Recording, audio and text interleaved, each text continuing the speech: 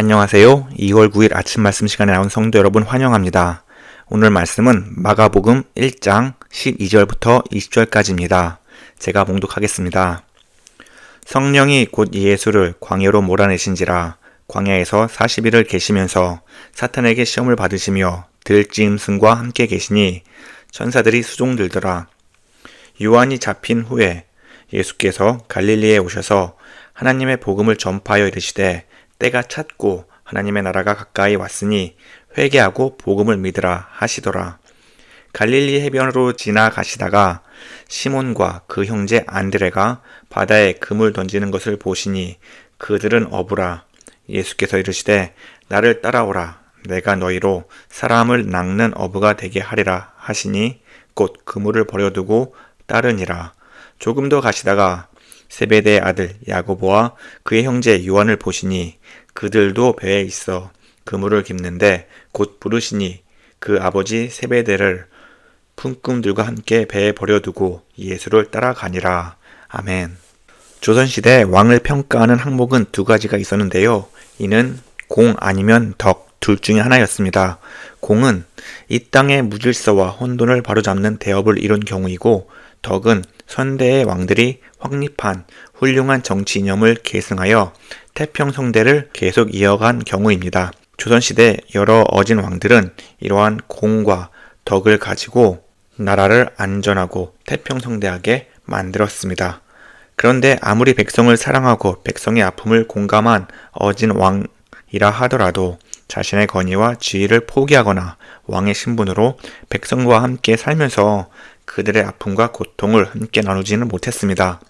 왕이란 자고로 백성들의 아버지이며 그들을 다스려야 한다는 인식 속에서 백성들과 동고동락을 해서는 안 된다는 생각이 강했기 때문입니다.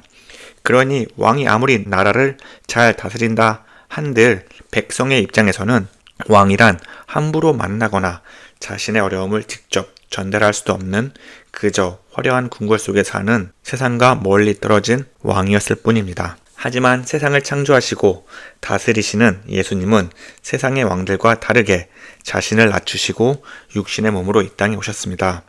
예수님은 고운 모양도 없고 풍채도 없으시며 사람이 보기에 흠모할 만한 아름다움이 없는 낮은 신분으로 세상에 오셨습니다. 그리고 예수님은 자신을 낮추시어 율법의 주인이심에도 불구하고 율법 아래에서 율법을 지키며 사셨습니다. 뿐만 아니라 예수님은 범죄한 사람들이 경험해야 할 비참함을 경험하셨습니다. 가난과 슬픔, 세상의 조롱과 멸시, 그리고 마귀의 유혹으로 범죄한 인간이 경험해야 할 여러 연약함을 다 겪으셨습니다. 이렇게 자신을 낮추신 예수님의 목적은 단 한 가지였습니다. 죄 가운데 신음하며 살아가는 하나님의 백성을 구원하시기 위해 자신을 낮추시고 또 낮추셨던 것입니다. 오늘 말씀 속에서 예수님은 공생애를 시작하기 앞서 사탄에게 시험을 받으셨습니다. 12절을 보면 성령은 세례를 받으신 예수님을 광야로 몰아내셨습니다. 이스라엘 민족에게 광야는 그랜드 캐년과 같이 구경하러 가는 그런 곳이 아니라 음침하고 공포스러우며 마귀들과 더러운 짐승들이 사는 장소로 여겼습니다. 누구든지 광야에 들어가는 것을 꺼려했고 생각하기도 싫은 장소였습니다. 그런 광야로 성령님은 예수님을 몰아내셨습니다. 몰아내셨다라는 단어 속에는 강권적인 힘이 느껴지는 단어입니다. 다시 말해 마귀의 시험은 육신의 몸을 입은 예수님께서 반드시 받으셔야 했던 것입니다. 예수님은 40일 동안 광야에 계셨습니다. 광야와 40이란 숫자는 자연적으로 이스라엘 민족이 40년 동안 받은 시험과 고난을 떠올리게 합니다. 출애굽한 하나님의 백성들은 40년이란 긴 시간 동안 광야 생활하면서 여러 시험을 마주하게 되는데요. 이스라엘 백성들은 매일 구름 기둥과 불 기둥을 보면서 그리고 만나와 메추라기를 먹으면서도 믿음으로 시험을 이겨내는 것이 아니라 육신의 정욕 때문에 어떠한 시험도 이겨내지 못했습니다. 그들은 시험 당할 때마다 하나님께 화를 내며 저주하고 심지어 애굽으로 돌아가고자 했습니다. 하지만 예수님은 그들과 다른 행동을 보이셨습니다. 마가는 간단하게 한 줄로 예수님이 받은 시험을 묘사했지만 육신의 연약함을 가졌던 예수님은 이 40일이라는 긴 시간은 참으로 힘들고 고되었을 것입니다. 마가복음에는 들짐승과 함께 계셨다라는 말씀이 있는데요. 예수님이 외롭지 않게 들짐승과 함께 계셨다고 생각할 수도 있겠지만 반대로 생각해보면 들짐승의 위협에 노출된 위험한 상황 속에 예수님이 계셨다고도 볼 수도 있습니다. 이렇듯 광야의 시험은 천사가 수종을 들 정도로 예수님에게 있어서 힘들고 고난의 시간이었습니다. 하지만 예수님은 육신의 연약함을 이겨내고 말씀으로 사탄의 시험을 이겨내셨고 세상에 복음을 전파할 준비를 하셨습니다.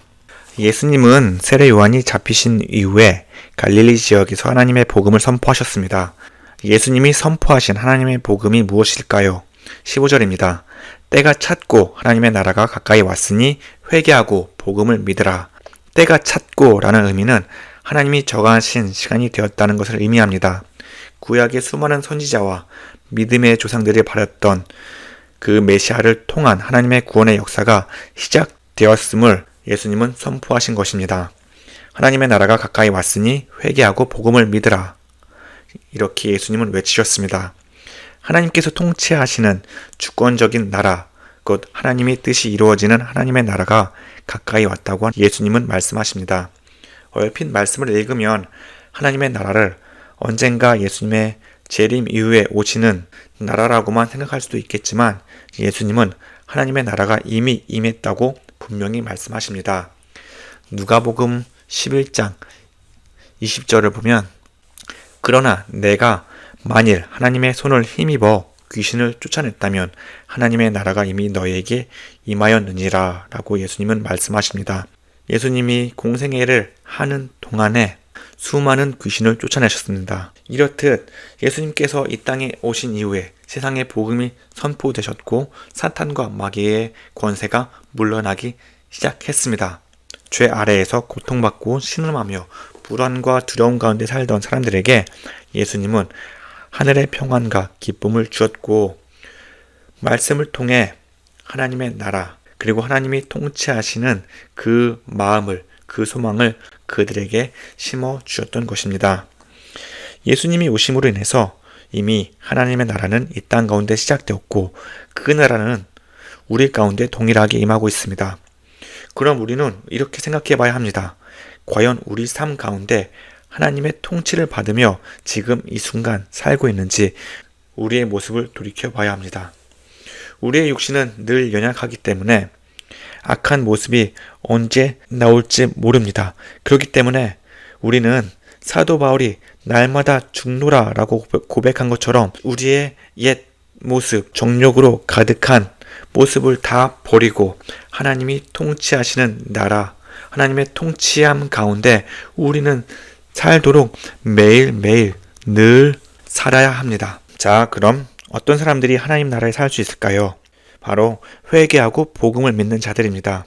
회개는 좁은 의미로는 잘못을 뉘우치며 하나님의 말씀을 사는 것을 의미하며 넓은 의미는 삶의 방향을 하나님 말씀에 따라 예수님께로 맞추는 것입니다. 다시 말해 이 생의 정욕과 세상을 향한 삶의 목표를 두는 것이 아니라 하나님의 말씀으로 인해서 예수님께 우리의 삶에 초점을 맞추는 것입니다. 예수님이 갈릴리 해변에서 시몬과 안드레 그리고 야고보와 요한을 부르셨습니다. 시몬과 안드레, 야고보와 요한은 예수님을 만나기 전에 그들의 인생의 목표는 고기를 얼마나 더 많이 잡느냐였습니다.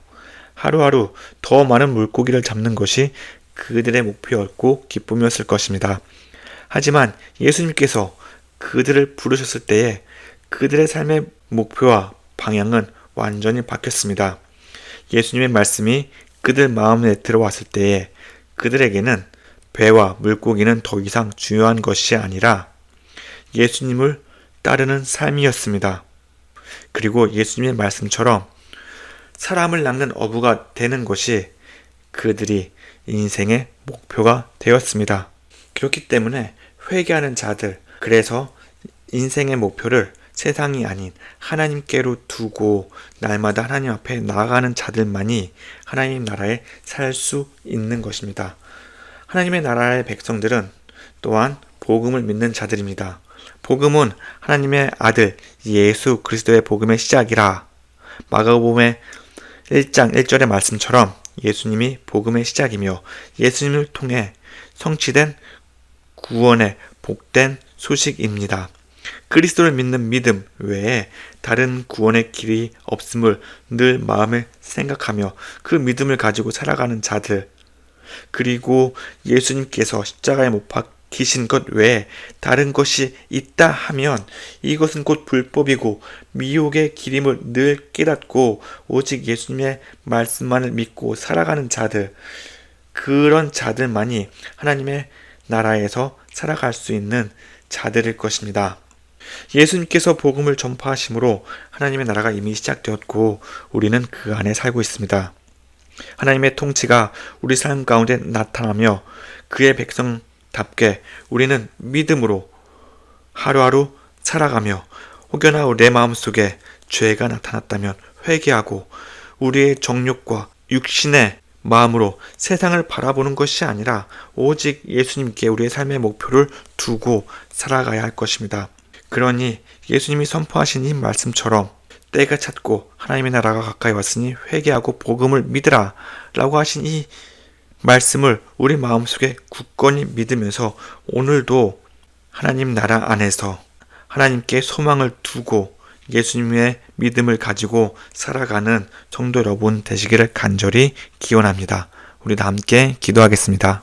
사랑과 은혜가 충만하신 하나님 아버지, 날마다 우리에게 새로운 힘과 능력을 주시고 오늘도 힘차게 하루를 살게 해주심을 감사합니다.